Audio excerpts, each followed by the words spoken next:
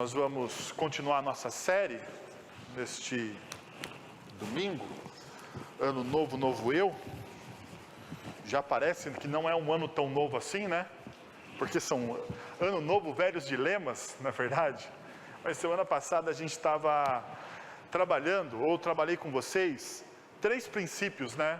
Que eu achei muito importante. Primeiro, tenha a prioridade de enraizar,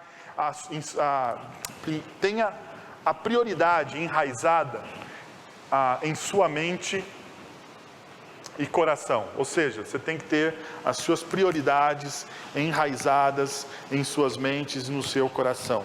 Esse foi o primeiro princípio que a gente viu semana passada. O segundo princípio, tenha coragem de dizer não ao que não é prioridade, né? E diga isso de maneira leve, sorrindo, porque afinal de contas, se não é prioridade, talvez você não deva estar fazendo aquilo. E uma terceira coisa, que talvez seja das 3 a mais importante, né? O terceiro princípio, que das 3 é o mais importante, para não se perder, pare e pense. O que eu estou fazendo agora são as primeiras coisas?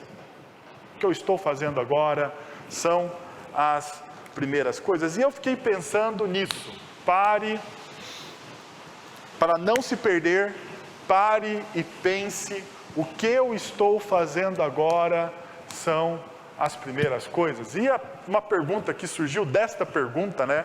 Ou, sei lá, uma reflexão que surgiu dessa pergunta foi: como discernir quais são as primeiras coisas? Porque o grande problema, né, o grande dilema é você definir as coisas, né? Você colocar nome nas coisas. Uma coisa que a Bíblia nos ensina de maneira muito interessante, né, é colocar nome, nomear os nossos pecados.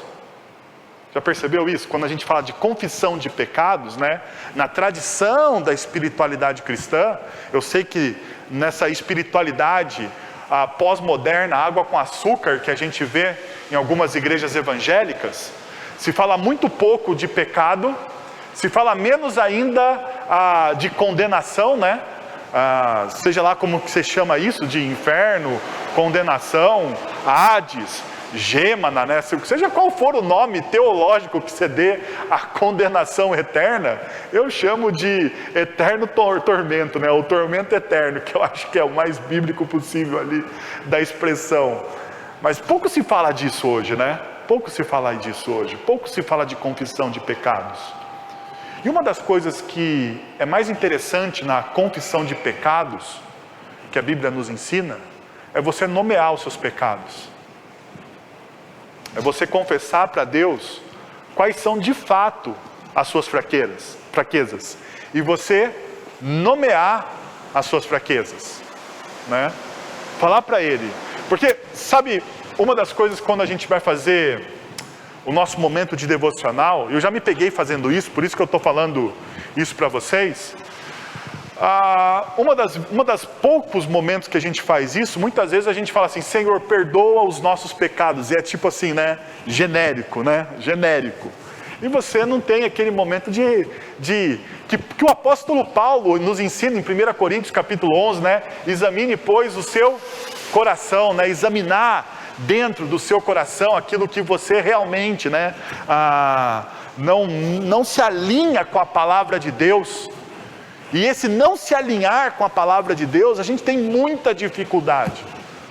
E a dificuldade está em a gente nomear as coisas, né? Nomear as coisas. Qual é o seu problema? Qual é a sua luta? Qual é a sua fraqueza? Quando você não sabe nomear as coisas, você não sabe contra quem você luta. Você não sabe, porque todo mundo vira inimigo, ou, como sempre nós fazemos, todo mundo vira nosso amigo.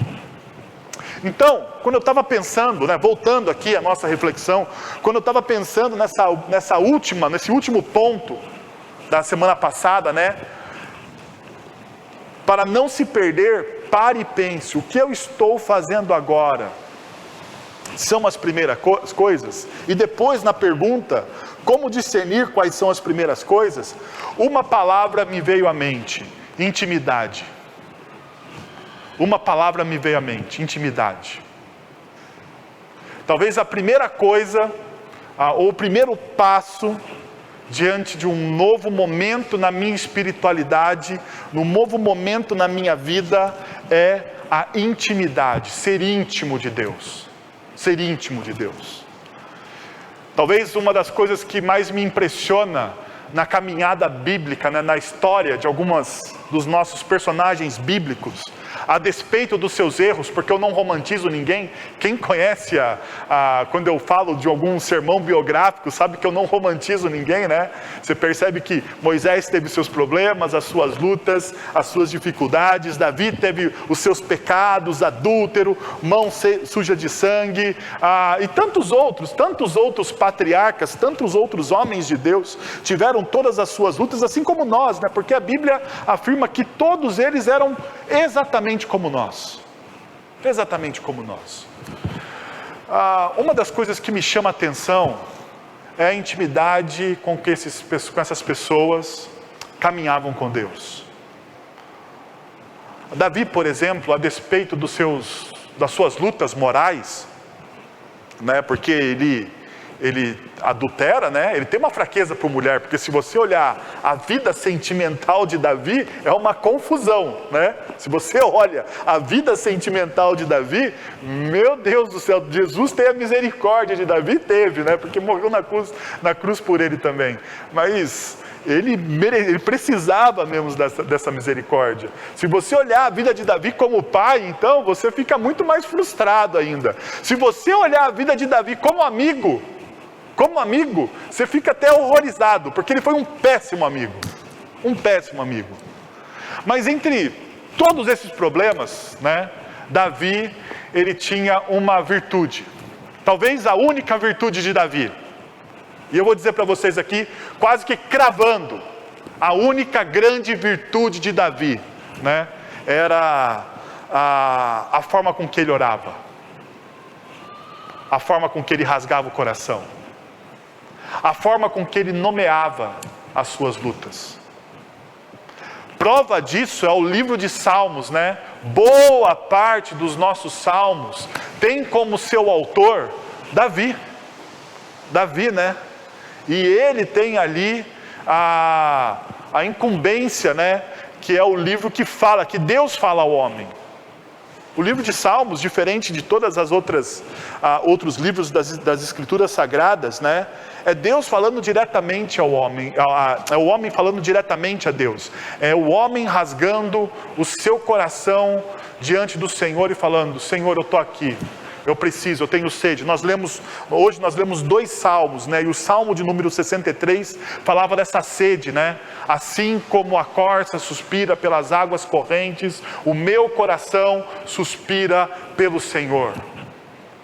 A sua graça é melhor do que a vida. São coisas que demonstram a intimidade que o salmista tinha com o Senhor. Bom, eu queria falar um pouco disso para vocês.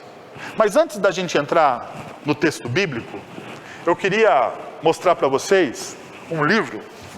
Ele está em inglês, do Matthew Kelly. E o Matthew Kelly, ele escreve um livro chamado 7 Níveis da Intimidade. Os 7 níveis da intimidade. E nesse livro, ele vai descrever, né, quais são os níveis da intimidade. Aí eu coloquei de maneira sistemática, né, do 1 sendo o nível mais raso de intimidade de uma pessoa, né, de um relacionamento, ao nível mais profundo. Então, primeiro, clichê. Segundo, fatos e eventos. Opiniões e crenças. Sonhos e expectativas. Sentimentos. Medos e fragilidades. E por último, necessidades. Então, quando a gente está se relacionando, né, o que a gente compartilha em primeiro nível, quando a gente começa a construir algo? Clichê, né, coisas clichês, né? Time de futebol, né, coisas assim que não tem um mínimo de profundidade, a profundidade, né, de uma poça, né, não tem nada de profundidade. Clichê, crenças e fatos, né, a gente se reúne por fatos e eventos, né? Quando eu estava percebendo essa dimensão que o autor do livro coloca, eu fiquei um pouco... eu até pensei, uma hora eu vou usar esse negócio para falar sobre igreja, né? Porque igreja não consegue passar do nível 2. A gente se reúne só para fatos e eventos, para falar mal de alguém e para fazer evento. Muitas vezes, né? Mas eu pensei, não é o fato aqui agora, não é o momento. Bom, deixa eu te mostrar uma coisa, né? Um resumo, um flash aí, o highlight do livro. Olha só, a tentativa de saltar um nível pode gerar barreiras para a intimidade. Ou seja, você está no nível de fatos e eventos e querer passar para sentimentos. A pessoa vai ficar meio assustada com você, porque afinal de contas ela não deu o quê? Permissão para você entrar tão fundo na vida dela. Então uma das coisas que a gente precisa entender é que a intimidade tem um caminho. A intimidade tem um caminho. Não dá para você passar por fazer um atalho em relacionamentos, né? A nossa cultura tenta isso, né? Fazer atalhos, mas assim, não dá. Em relacionamentos existe um caminho a ser traçado. Uma outra coisa, a discordância e discordância, desencontros podem travar o desenvolvimento de um relacionamento. E é interessante que discordâncias, né, a maior parte do tempo, pessoas se relacionam aonde? Nos níveis número 1 e número 2. Sabe por quê? Porque a maior parte dos problemas acontecem nos níveis 3 e 4. Quando você vai falar de opiniões e crenças, e quando você vai falar sobre sonhos e expectativas, aí cria-se problemas. Cria-se problemas em todas as áreas, em todas, seja qual for a esfera de relacionamento que você esteja falando, né? Entre pais e filhos, entre amigos, entre marido e mulher. Quando você fala entre opiniões e crenças e sonhos e expectativas, isso é muito mais pessoal. E quando você mexe com isso, né? Quando você mexe com as suas crenças, com aquilo que você crê, você fica quase que ofendido, não é verdade? Você fica quase que ofendido, né? Você muda o seu tom de voz, o seu semblante. Quando alguém mexe com as suas expectativas, ou quando alguém frustra as suas expectativas, quando alguém destrói os seus sonhos, né? Você pode perceber, isso mexe com o seu ser, com o seu biológico, você fica possesso. E é aqui que começam os problemas. O nível 5 é a porta de entrada para a relação de intimidade. Ou seja, se você chegar até os sentimentos da pessoa, a partir disso você está num momento ou num nível mais profundo. E por último, a maior necessidade do ser humano, quando ele termina a sua análise, ele diz o seguinte: a maior necessidade do ser humano é de ser amado e acolhido. Ou seja, quando você chega no nível de necessidades, perceba uma coisa, tanto o autor, é interessante, que tanto esse autor secular, quanto a Bíblia Sagrada, ela faz uma diferença entre desejos e necessidades. Quando Jesus está terminando o Sermão do Monte, ele fala assim, que o Pai, ele vai suprir para vocês, Mateus capítulo 6, o Pai vai suprir para vocês os seus desejos ou as suas necessidades? As suas necessidades. Tanto que ele fala, né? Olhem os lírios do campo, né? Olhem os pássaros, né? Eles não semeiam, eles não trabalham, eles não tecem, mas ninguém se veste como os lírios, nem Salomão em toda a sua glória, né? Vocês não devem andar ansiosos com o quê? Com o que comer, com o que vestir, porque os pais de vocês sabem o quê? O que vocês precisam, necessidades. Então, ou seja, Deus não trabalha com os nossos desejos. Deus sempre vai trabalhar com as nossas necessidades. E aqui é que está o problema. Sabe por quê? Porque eu e você, nós não conseguimos discernir o que é diferente entre desejo e necessidade. Nós muitas vezes achamos que os nossos desejos são de fato as nossas necessidades. Não é? Pensa comigo uma coisa, o que você deseja hoje? Qual seria o seu desejo, o seu maior desejo, aquilo que você anseia?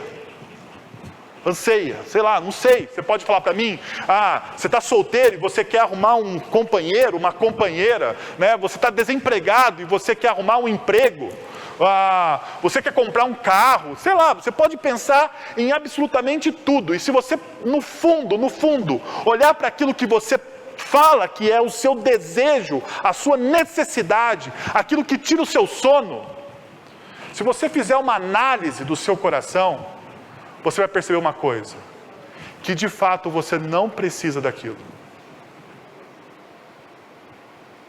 Você não precisa daquilo para viver.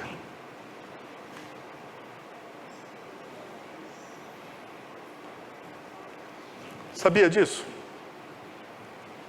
Você não precisa daquilo para viver.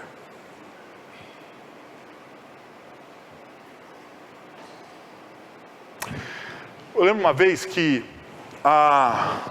já que a minha esposa está lá embaixo, eu vou falar isso aqui para vocês. Uma vez eu tive que terminar um namoro. Talvez você tenha passado por isso, né? Terminar um namoro, né? Uma coisa desagradável, né? Que você acha que seu mundo vai acabar, porque você terminou o namoro, né? Negócio, meu Deus, todo mundo te cobra, né? Então eu tive que terminar um namoro. E quando eu terminei o namoro, como todo adolescente naquela época, né? Eu achei que o meu mundo ia acabar.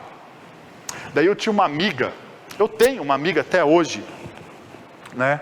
Eu já era seminarista à época, então não era tão adolescente assim, né? Já era um jovem, né? Apesar de ter entrado aí com 18 anos no seminário, então eu estava na transição aí, estava um jovem mesmo. E eu lembro que a Lene, essa minha amiga à época, missionária da Mocidade para Cristo do Brasil, ela disse o seguinte para mim, ela falou assim: Wellington, viu, para de graça, porque, olha só, você fica assim, chorando pelos cantos aí, com essa cara aí, macambúzio, sorumbático, né? Você não viveu até hoje sem essa pessoa? Quando você namorou com o tempo, 2 anos, sei lá, você não viveu até hoje sem essa pessoa? Até 2 anos atrás, essa pessoa não existia na sua vida? Você não chegou lá? Eu falei, cheguei. Falei, então por que você acha que você precisa dela para viver? Ela está certa ou está errada? Ela está certa. Ela está certa. Primeiro porque eu não estava casado, né? Ela está certa em partes, né? Porque eu não estava casado com aquela moça, né? Mas é uma verdade. É uma verdade. Então a gente muitas vezes nós pegamos coisas que são dispensáveis na nossa vida e nós transformamos elas em coisas indispensáveis. E aqui está o grande problema. Sabe por quê? Porque isso tem a ver com as nossas expectativas e sonhos, com as nossas opiniões e crenças. Agora eu vou fazer uma pergunta para você. Se você for honesto comigo, você vai responder isso de maneira honesta no seu coração. Deus, o Rei e Senhor de toda a história, porque muitas vezes na nossa cabeça a gente diminui Deus, né? Como o nosso gênio da lâmpada mágica.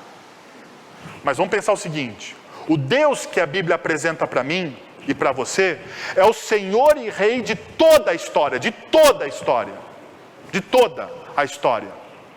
Na mão do Senhor, a Bíblia diz que na mão do Senhor está toda a história da humanidade. Não é isso que a Bíblia diz? Não é? Pelo menos é isso que eu creio. E é isso que a Bíblia diz. Então, o Senhor de todo o universo, aquele que criou todas as coisas visíveis e invisíveis.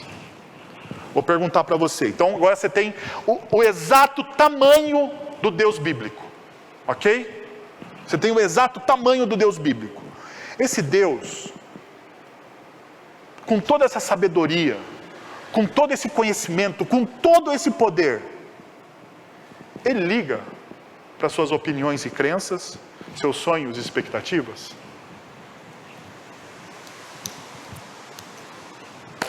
E agora?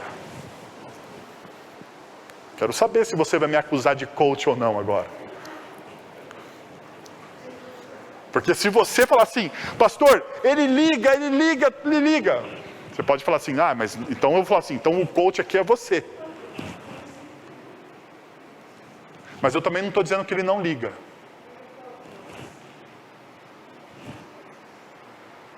Eu não estou dizendo que ele liga ou que ele não liga. Eu quero que você responda. O Senhor, Criador de todas as coisas. O Senhor que tem os atributos incomunicáveis, onipotência, onisciência, onipresença. Esse Senhor que a Bíblia descreve com uma magnitude que muitas vezes nos faltam palavras. Ele liga para suas opiniões e crenças pessoais, para suas expectativas e sonhos, ou Ele quer que as suas opiniões e crenças, as suas expectativas e sonhos se alinhem com a palavra dEle. Tem uma pequena diferença aqui.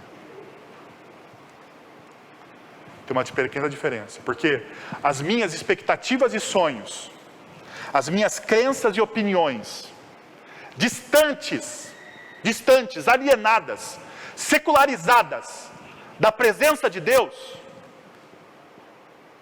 elas são opiniões e crenças, sonhos e expectativas que glorificam a Deus?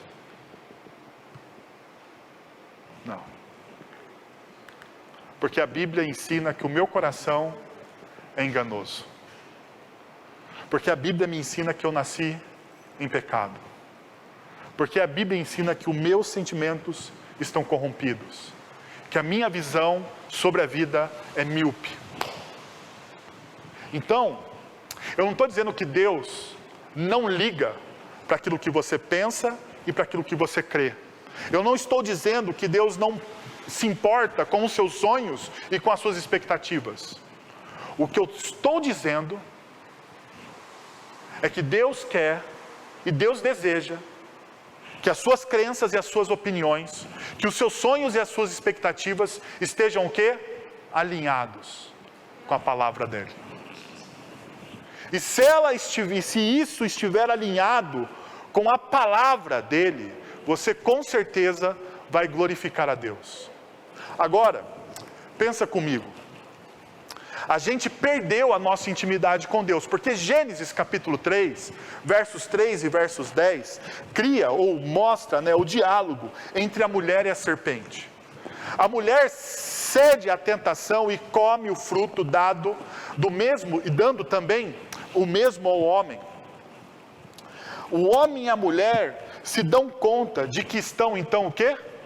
Nus. E daí a gente tem o seguinte texto: a consequência da ruptura. Ouvindo o homem e sua mulher os passos do Senhor Deus, que andava pelo jardim, quando soprava a brisa do dia, esconderam-se da presença do Senhor Deus entre as árvores do jardim.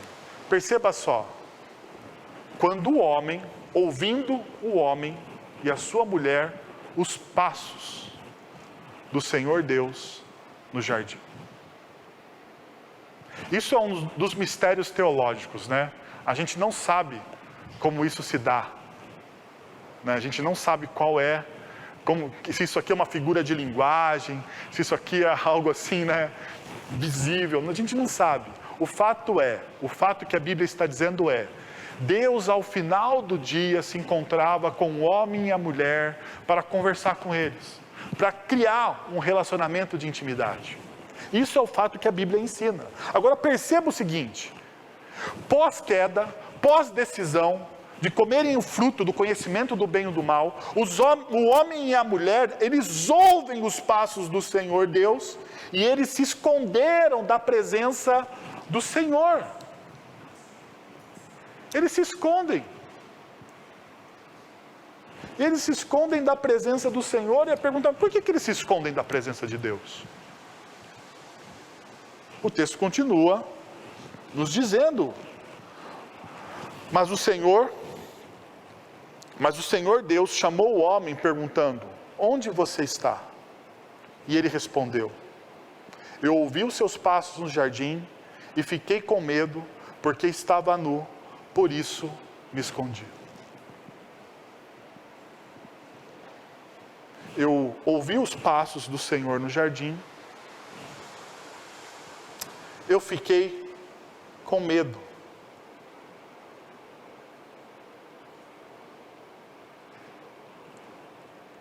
Porque estava nu e por isso me escondi. Duas coisas. Primeiro, o medo.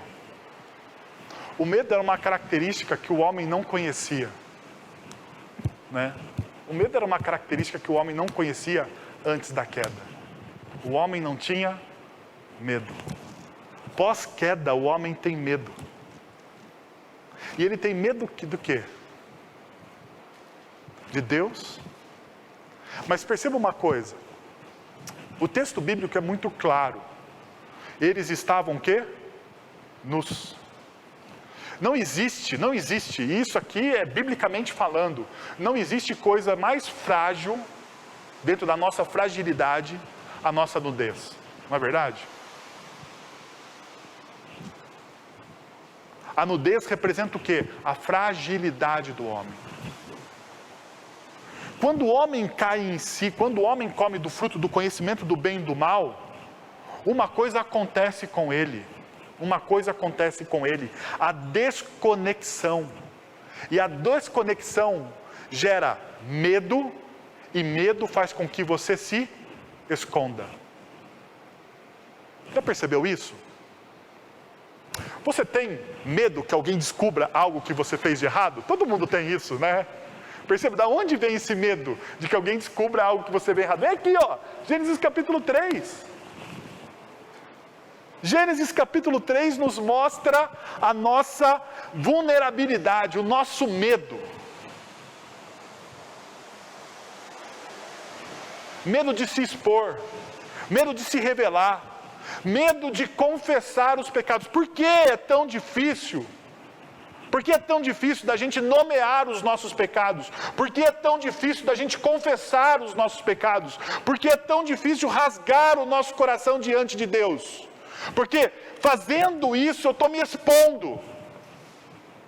Só que o pecado na humanidade fez isso, fez com que eu tenha medo. E esse medo não só faz com que eu esconda de Deus a minha fragilidade, mas esse medo também faz com que eu desconfie do caráter de Deus. O que Adão e Eva fez quando ouviu os passos do Senhor no jardim? Se esconderam. Agora pensa uma coisa comigo. Quando, de Gênesis capítulo 1 e 2, que a gente não sabe o tempo, né? Até Gênesis 3, a gente não sabe o tempo aqui, a gente não tem a cronologia desse tempo, certo? A gente não tem. Mas pensa o seguinte, de Gênesis capítulo 1 e 2, até Gênesis 3, quando o homem e a mulher comem do fruto do conhecimento do bem e do mal, quando que Deus foi severo, maldoso, mau caráter, ou qualquer outro adjetivo pejorativo contra o homem e a mulher? Quando Deus fez uma maldade contra a sua criação?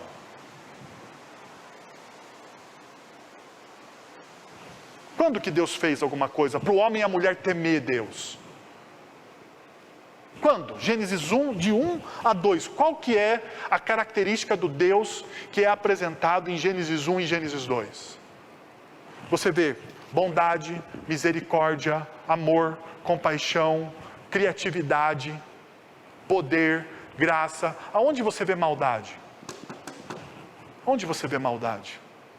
Em nenhuma página, em nenhum versículo, em nada você encontra a maldade ali. O mal, o medo, se apodera do homem quando? A partir da queda. e faz com que a gente se esconda do Senhor. E uma das formas da gente se esconder de Deus é desconfiar do seu caráter. Desconfiar do caráter do Senhor, desconfiar da graça, desconfiar do amor, da misericórdia dele. O texto está nos mostrando isso. Mas perceba uma coisa. Gênesis diz o seguinte: mas o Senhor chamou o homem e a mulher, perguntou: aonde você está? Essa é a busca que Deus sempre tem. Deus sempre está perguntando sobre nós. O Deus soberano de toda a criação, será que Ele não sabia? Será que Ele não tinha conhecimento de que o homem tinha pecado, lógico que Ele tinha, lógico que Ele sabia. Mas o que acontece aqui? Há uma pergunta: onde você está? Perceba, mais uma vez, o amor do Senhor, a graça do Senhor se revelando nas páginas das Sagradas Escrituras. Mais uma vez. Mas deixa eu falar uma coisa para vocês então. Nós precisamos entender e reconstruir a nossa intimidade com o Senhor. E essa reconstrução, a gente precisa começar a olhar a Deus como Ele realmente é. Em Romanos capítulo 8, versos de 15 a 17, nos mostra isso. Olha só: pois vocês não receberam o espírito de que escravize. Perceba, mas vocês não receberam um espírito que os escravize, para novamente temerem, mas receberam o espírito que os adota como filhos, por meio do qual clamamos o quê? Abba, Pai. Uma das expressões mais bonitas das Sagradas Escrituras, uma das expressões mais bonitas do apóstolo Paulo, quando ele diz que os filhos de Deus, que nós fomos adotados, né? E a partir desse momento nós chamamos o Deus Criador de todas as coisas, não como o Senhor Deus, mas nós podemos chamar esse Deus Criador de todas as coisas como Abba, Pai. E você sabe, você já ouviu praticamente, talvez milhares de pregações ou estudos, que esse Abba aqui, que essa palavra, essa partícula Abba, né, significa paizinho, pai querido, né? Há uma partícula que a criança judia, era a primeira palavra que ela aprendia a respeito, né, dos pais, né, quando chamava o pai de papai, de pai querido, alguma coisa desse tipo. Abba, você chama o Deus Criador de todas as coisas. A partir da adoção que existe em Cristo Jesus, você não chama mais Ele simplesmente de Deus Criador. Você agora o chama, você o denomina pelo nome que Jesus nos deu: Pai. É interessante, quando você lê o Sermão do Monte, uma das coisas que fica claro para mim na revolução que Jesus traz na espiritualidade, é que Jesus vai nos ensinar a orar. E como começa a oração que Jesus nos ensinou? Pai nosso, Abba. Pai nosso. Como começavam as orações do Antigo Testamento? E você deveria saber, né? Ao Deus de Isaac, Jacó, né? Ao Deus de Isaac, Jacó e tal. E você vê, né? Ao Deus Criador. Tinha toda uma reverência. Mas é interessante que a partir de Cristo Jesus, Ele denomina o Deus Criador como seu Pai. Como meu Pai. E a pergunta é se você tem que ter medo de um Deus que você pode chamar de Pai. Ou melhor, se você pode desconfiar do caráter desse Deus. Porque o nosso grande problema é que nós não confiamos no caráter de Deus. A Bíblia informa o tempo todo a Bíblia nos informa. Deus, Ele é um Deus que nos ama. A Bíblia o tempo todo nos informa que Deus é bom, que a sua misericórdia dura para sempre. Nós vamos ler textos e textos a respeito desse tema. Mas a pergunta que eu quero fazer para você é: você confia que Deus realmente é bom? Que Deus realmente te ama? que Deus realmente cuida de você? Que tudo que Ele fez por você na história é por amor?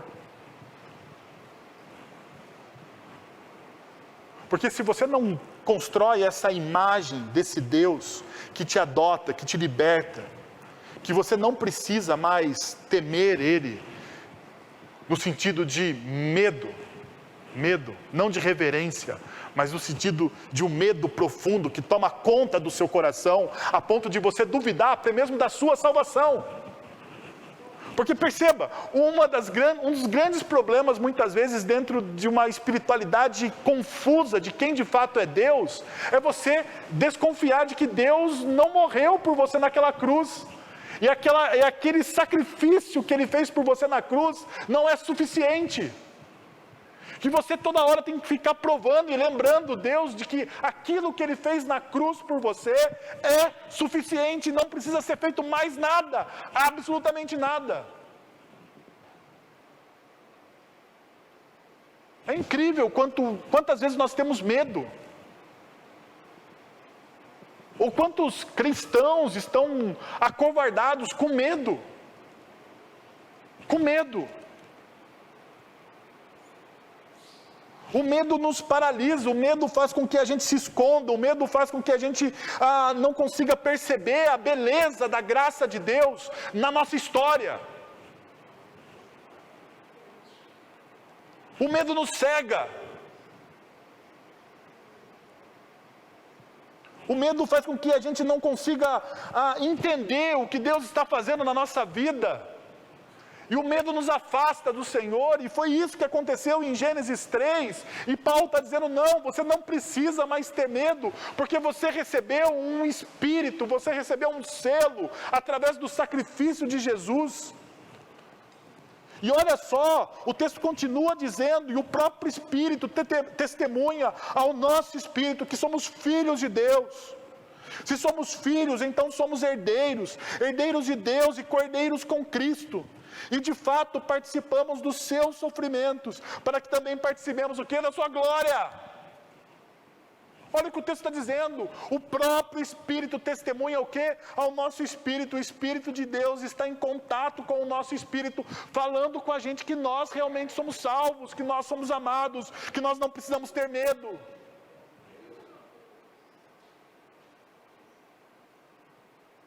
Agora perceba uma coisa, se somos filhos, também somos o quê? Herdeiros. Somos herdeiros de Deus, e o texto diz, co-herdeiros, com o quê? Com Cristo Jesus. Nós participamos dos sofrimentos de Cristo Jesus, mas nós também participamos da sua glória. Pensa comigo, o que isso quer dizer? Quando você se torna herdeiro de alguém, qual que é o benefício de você ser herdeiro de alguém? Talvez para o meu filho Arthur ser herdeiro meu não tem benefício nenhum, né? Então talvez não seja muito bom ser meu herdeiro, né? Mas vamos pensar na lógica do apóstolo Paulo aqui, né? O herdeiro, ele herdava logicamente toda a propriedade do pai, o seu nome, com o seu nome, o seu reino, se ele fosse um rei. Mas antes também, o herdeiro, né? Olha só, tanto na antiguidade, o herdeiro, o filho de um escravo, ele era livre? Ou ele era um escravo? Ele era um escravo. Filho de escravo não nascia livre. Filho de escravo nascia escravo. E agora, o filho de alguém livre nascia em liberdade. O que Paulo está dizendo aqui é que todos os benefícios que existem em Cristo Jesus são nossos. Tudo aquilo que Cristo Jesus fez na cruz e conquistou na cruz o acesso, a intimidade, a forma de chamar Deus, a forma de conversar, o caminhar, o poder do Espírito. Tudo que Jesus, existiu no ministério de Jesus, nós somos o quê? Herdeiros. Deus nos deu. Deus nos deu de livre graça. Não por mérito, não porque você merece, porque de fato você não merece. Porque você é um pecador. Porque você é aquilo que Gênesis 3 descreve sobre toda a humanidade. Você é aquilo. Você é alguém que sem Deus está com medo, acuado. Você é alguém que sem Deus, por causa do seu medo, responde à vida de forma violenta. Você é alguém que sem Deus, por causa do seu medo, ao invés de se relacionar com o outro em amor, você usa a pessoa. Você usa a pessoa. Porque é assim que a gente se relaciona com medo. A gente tem medo de entregar o nosso coração, então o que a gente faz? A gente não entrega o nosso coração, a gente não entrega os nossos sentimentos, a gente não entrega a nossa confiança. Agora, o que me deixa perplexo é que existe muito cristão dentro de uma comunidade cristã que se dizem discípulos de Jesus, mas que nunca experimentaram o que é amar alguém como a si mesmo. Isso me deixa perplexo, sabe por quê? Porque a falta de você não amar alguém como a si mesmo, o fato de você negar essa verdade bíblica, significa que você nunca se sentiu amado por Deus. Porque eu só posso dar aquilo que eu tenho. Se você não tem o amor que Deus te dá, você não tem a possibilidade de doar esse amor para alguém. Você não tem. Você não tem. Por mais que você tente, por mais que você queira, por mais que você fale, por mais que você diga, deixa eu te dizer uma coisa, você é um mero religioso. Você é um mero religioso. Diante disso, então, esses caminhos, existem os caminhos difusos, porque muitas vezes o caminho religioso é o caminho da performance, é o caminho da performance religiosa, ou seja, também o caminho do conhecimento intelectual, ou o caminho da experiência da sensação. Todos esses caminhos aqui existem dentro de uma religiosidade vazia. Tem gente que gosta da performance religiosa. Ele faz tudo, mas só para se sentir um pouco mais santo que os outros. Ou ainda tem aqueles que sabem muito sobre o Evangelho, mas pouca aplicação do Evangelho. Sabe, o cara sabe tudo, o cara recita a Bíblia, sabe o grego, sabe o hebraico, fala do texto correto. Diz, mas o que adianta saber tudo isso? Você não trouxe uma alma para Jesus, você não falou para uma pessoa do Evangelho. O que adianta? Qual que é o conhecimento? Para que serve o seu conhecimento? Vou dizer para você, para nada. Para absolutamente nada. Ou o caminho da experiência da sensação, porque tem gente que gosta de sentir um arrepio. E o problema do arrepio é que quando não vem o arrepio, quando não vem o dom de línguas, quando não há um aleluia, é porque Deus não falou. Né? E o grande problema é que a maioria das vezes Deus fala no silêncio. Deus fala na brisa. Deus não fala, né? Falou pelo menos para o profeta, né? Veio o furacão, veio o fogo, veio tudo que... E ele esperava Deus da onde? Na brisa. Deus fala, né? Através da árvore que nasce seca e o profeta fica raivoso. Ou até mesmo, né? Aqueles que esperam uma experiência religiosa, né? Que tem as suas sensações, precisamos lembrar que todo judeu ainda espera o Messias. Esperam por a sua experiência religiosa. Porque a expectativa não é cumprida naquilo do jeito que eles querem. Mas deixa eu mostrar uma coisa para vocês. E a gente caminha para o nosso final.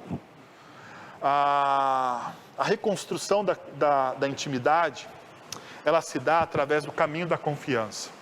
E eu gostaria de ler com vocês alguns versos do Salmo 25, verso 4 e verso 5. Diz assim: mostra-se, Senhor, os teus caminhos, ensina-me as tuas veredas, guia-me com a tua verdade e ensina-me. Pois tu és Deus, meu Salvador, e a minha esperança está em ti o tempo todo. Agora perceba uma coisa, olha os verbos que o salmista usa: mostra-me, ensina-me, guia-me e, por final, ensina-me. Mostra-me, guia-me, ensina-me, ensina-me. Mostra-me, Senhor, os teus caminhos, ensina-me as tuas veredas. Quase que uma repetição. Não sei se fica claro para vocês. Como no hebraico não existe exclamação, não sei se você sabe, mas no hebraico não existe exclamação. A ênfase é dada de outra forma nos textos originais. Nos textos originais, a ênfase é dada através do quê? Da repetição. Olha só o que o salmista está pedindo: Senhor, mostra-me os teus caminhos. Senhor, ensina-me as tuas veredas. Ou seja, ensina-me o quê? Os teus caminhos. Guia-me aonde? Nos teus caminhos, na tua verdade, e ensina-me. O que isso revela? Uma das virtudes mais faltantes na nossa sociedade narcisista: humildade. Senhor, eu não sei tudo. Senhor, eu não sei o que escolher, eu não sei o plano, eu não sei o que fazer. Eu não sei. Humildade. Humildade. Ensina-me, ensina-me, ensina-me. O que me falta hoje? O que está me faltando? Humildade. A espiritualidade que não busca humildade, a espiritualidade que não confessa a humildade, que não é vivida com humildade, dificilmente é uma espiritualidade que dá frutos. Porque perceba o que ele diz no final: a minha esperança está em ti o tempo todo. A minha esperança não está no que eu sei. A minha esperança não está naquilo que eu entendo, compreendo, naquilo que eu planejo, na forma como eu vivo. Não, a esperança está onde? Em ti. Quem que você de fato confia?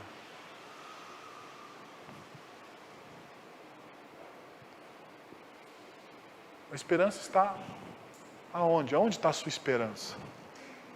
O salmista ainda continua dizendo o seguinte: bom e justo é o Senhor, e por isso mostra os caminhos aos pecadores.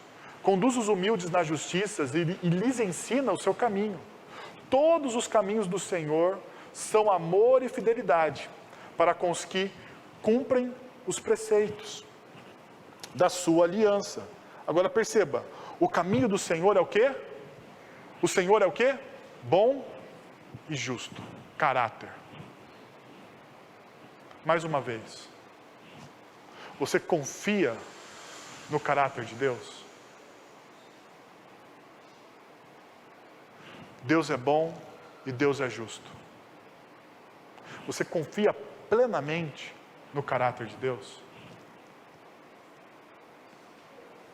Então, quando acontece algo com você que você não planeja, como que você se porta?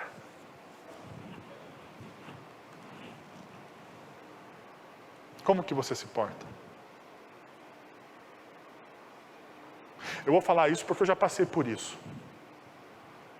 Quando você está diante de um médico, o médico olha para você e diz assim: é câncer.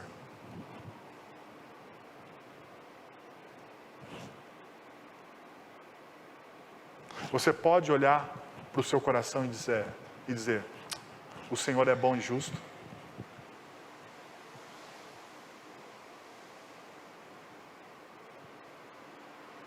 Eu vou falar para vocês porque eu passei por isso. 4 anos depois, eu estou diante do médico, o médico diz, é um aneurisma na aorta superior. E a sua aorta está com 82 milímetros de dilatação. Que a qualquer momento você pode morrer, a gente não sabe. Daí você manda o seu pedido para o convênio médico, o convênio médico te pede 10 dias para aprovar o seu pedido. E durante 10 dias você tem que falar assim, o Senhor é bom e justo. Porque assim, diante da bonança, diante da vida feita, dos filhos bem cuidados, da saúde, do dinheiro no bolso, você pode dizer, o Senhor é bom e justo. Mas eu quero desafiar você, é diante da notícia inesperada. É diante da notícia que te tira o sono. É diante da notícia que você não quer ter, porque ninguém tem essa notícia. Eu tive 2 vezes.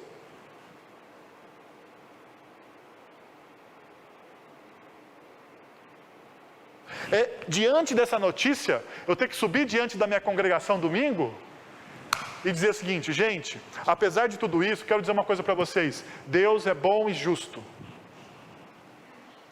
E a sua misericórdia dura para sempre.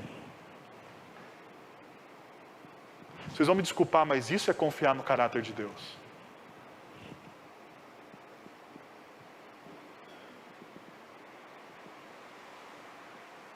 Porque se isso não for confiar no caráter de Deus, eu não sei o que é.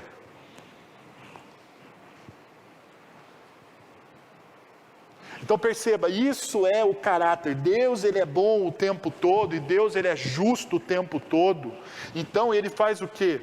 Perceba a última parte, todos os caminhos do Senhor, todos. Agora veja comigo, todos os caminhos do Senhor, todos. O que significa todos os caminhos do Senhor no original? Exatamente isso que você está pensando, todos os caminhos. Todos os caminhos, tudo aquilo que Deus planejou, todos os caminhos do Senhor são o quê? Amor e o quê? Fidelidade. Isso é reconstruir a sua intimidade com o Senhor. Sabe por quê? Porque as minhas crenças e as minhas expectativas, na minha agenda de sonhos, não estava ter um câncer. Ou você acha que estava? Não estava. Nem um aneurisma da aorta superior. Nenhum dos dois estava na minha agenda.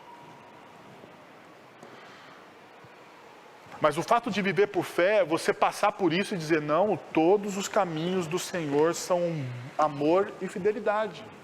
Você sabe por quê? Porque assim, graças a Deus deu tudo certo. O câncer foi extirpado. Estou terminando o meu acompanhamento de 5 anos. O aneurisma foi resolvido. Consigo pedalar, né, Lu? 40 minutos, eu e a Lu lá, ó, no pedal.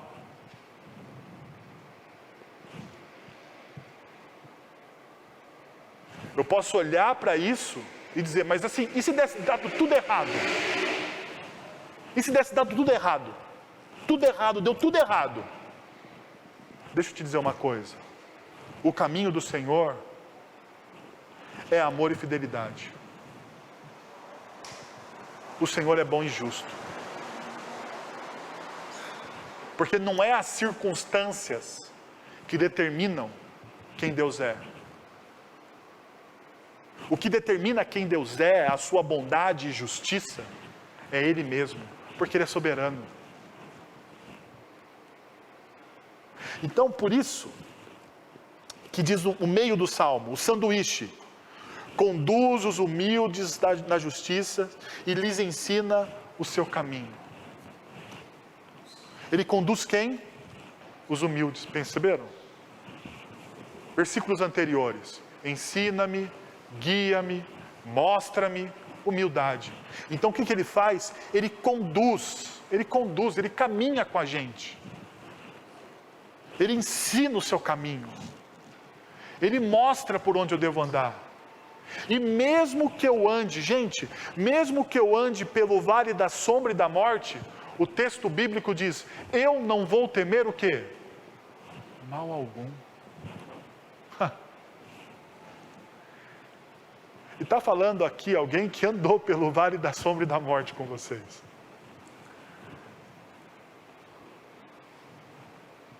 Vou lembrar aqui.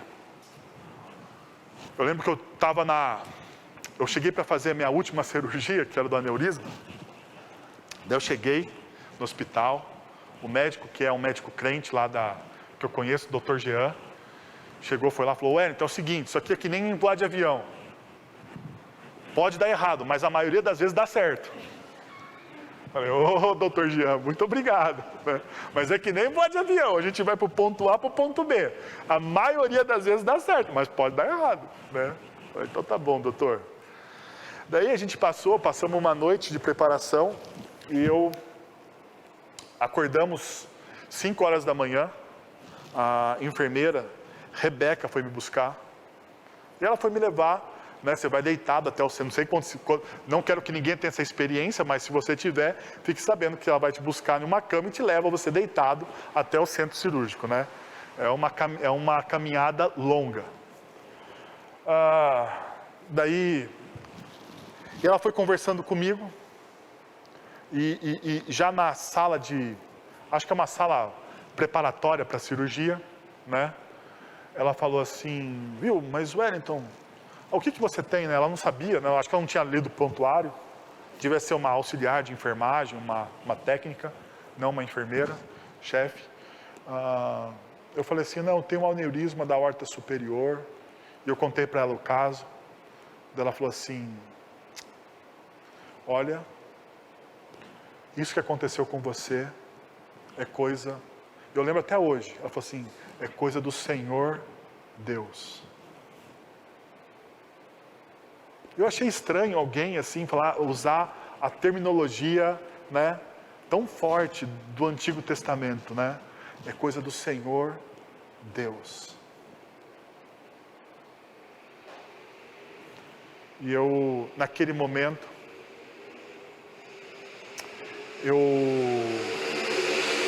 o médico chegou e falou, o doutor que ia me operar, né, o Jean faz parte da equipe dele, mas o médico-chefe lá da equipe, que eu esqueci o nome dele agora, chegou para operar, e eu pedi uma única coisa, eu falei assim, viu, eu detesto, eu sou ruim de sono, então não bota a válvula mecânica, porque a válvula mecânica fica fazendo barulhinho, né, um tec-tec dentro de você.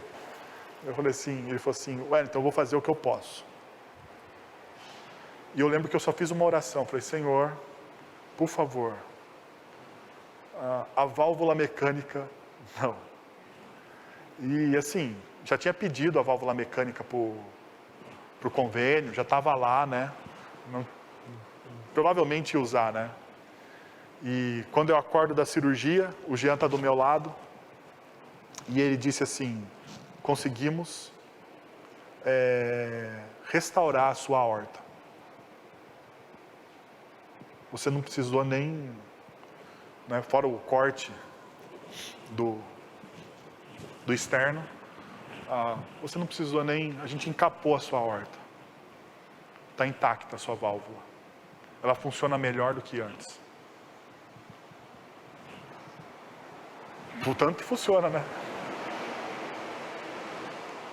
O fato é que, mesmo que você ande pelo vale da sombra e da morte, você não precisa temer. O Senhor está com você. Mas você só experimenta isso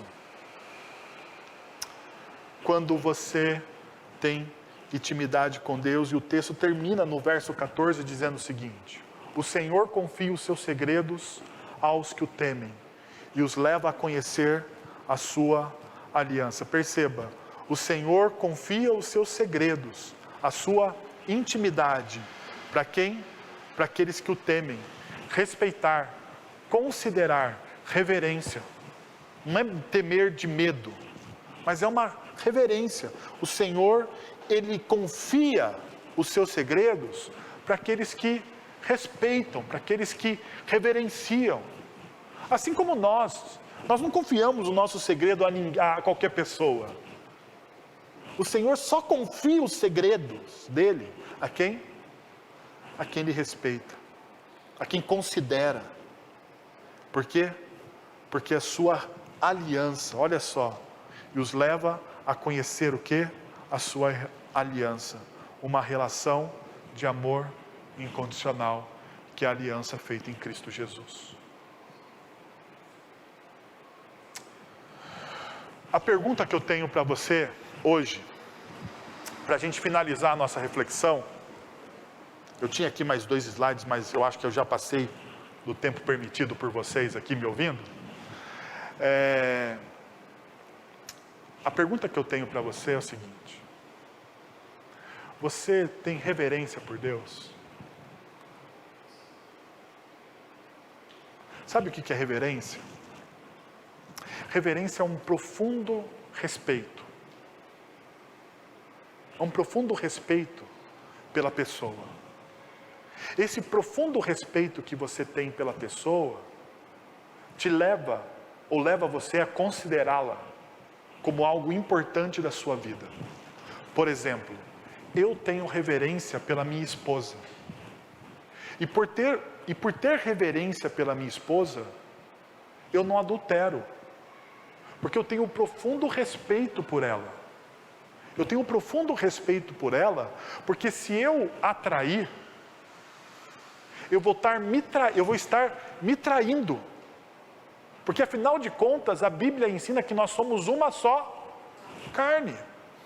Então eu tenho uma profunda reverência, a ponto de fazer o quê? De olhar para mulheres e de ver, porque eu não sou cego, para ver mulheres até mesmo mais bonitas e interessantes, porque isso existe mesmo. Deixa eu te dizer, não seja romântico, porque quando você é romântico, você peca. Existem mulheres mais bonitas e inteligentes, porque existem mulheres mais novas, mais bonitas, todo mundo, até minha esposa. Existem homens mais bonitos e inteligentes do que eu, apesar de ser difícil, mas existe. Agora, a questão é o seguinte, o fato é, o que me leva a não me envolver com ninguém e a guardar o meu coração é a reverência que eu tenho por ela. O profundo respeito que eu tenho por ela, pelos meus filhos e pela minha igreja. E pelo meu Deus. Deixa eu colocar isso num exemplo bíblico para você. José do Egito. Ele está servindo a Potifar. E a mulher de Potifar, uma senhora vistosa, né? Vistosa. Sua dona, porque José nesse momento, na casa de Potifar, se você pegar o texto bíblico, ele é um escravo. E pela lei do escravo, ele tinha que fazer exatamente o que a sua senhora mandasse. Porque o escravo não tem ética, o escravo não tinha princípio. Porque afinal de contas, um escravo não pensa, porque essa era a cultura. Aquela mulher se despe diante de José, um homem íntegro, um homem que tem reverência por Deus. E essa mulher convida José, despida, para se deitar com ele. O que ele diz? Eu não posso fazer isso. Eu não posso fazer isso por quê? Eu não posso fazer isso por causa do meu Deus. Reverência. Está entendendo o que é reverência? Eu quero convidar você nessa noite a ter essa reverência por Deus. Essa reverência por Deus. Essa consideração por Deus. Feche os seus olhos, abaixe sua cabeça.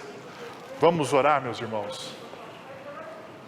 Senhor, nós estamos na Tua presença, Pai, e queremos Te pedir que, em nome de Jesus, o Senhor derrame da Tua graça e da Tua misericórdia sobre nós. O Senhor derrame, ó Deus, do Teu amor, do Teu poder. O Senhor transforme o nosso coração. Dá-nos, ó Deus, um coração cheio de reverência, Deus. Reverência pelo Senhor, reverência pelo aquilo que o Senhor é. O Senhor é o Deus Criador de todas as coisas. O Senhor é o nosso Criador, ó Deus. O Senhor é aquele que nos fez. O Senhor é aquele que nos ama. Através de Jesus, ó Deus, o Senhor estabeleceu uma aliança conosco, uma aliança perpétua e uma aliança perpétua de amor. Então, Pai, eu quero Te pedir que o Senhor ensine o nosso coração a buscar uma reverência profunda, de paixão, de amor, de graça e de misericórdia. É em nome de Jesus que nós oramos. Amém.